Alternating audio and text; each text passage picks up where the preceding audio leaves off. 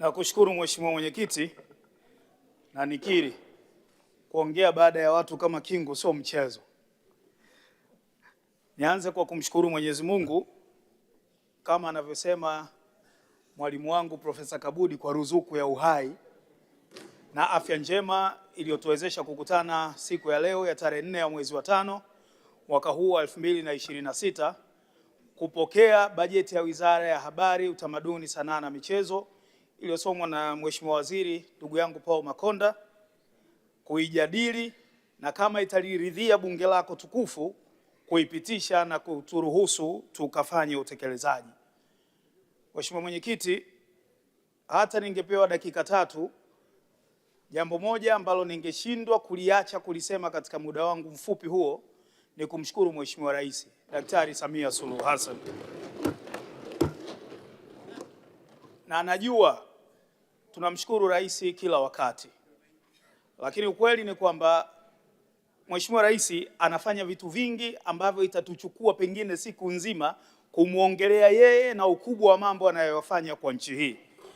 Mambo matatu ambayo leo nataka kumshukuru nayo Mheshimiwa Rais. La kwanza ni jinsi anavyoifanya kazi aliyokabidhiwa na Watanzania kwa nguvu na akili zake zote. Jambo la pili ni la kibinafsi.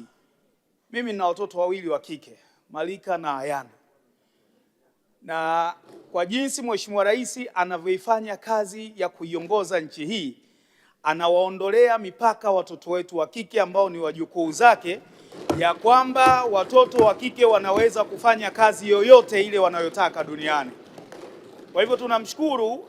Nichukue fursa hii Mwenyekiti kumshukuru Mheshimiwa Rais kwa kutusaidia kulea wajukuu zake wa kike kwa vitendo. Asante sana Mheshimiwa Rais. Lakini lingine, hili ni la kibinafsi.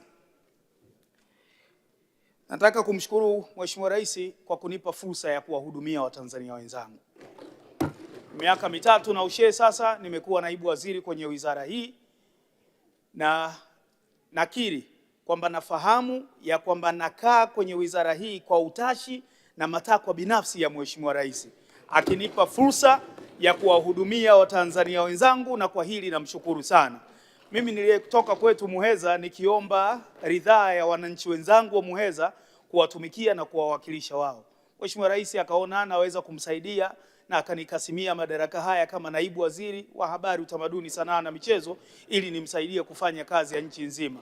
Hili ni deni kubwa, na namna pekee ambayo naamini kwamba naweza kulilipa ni kufanya kazi hii kwa akili na nguvu zangu zote na kuwa mwaminifu kwa Mheshimiwa Rais, na deni hili nitakwenda nalo kaburini. Asante sana Mheshimiwa Rais.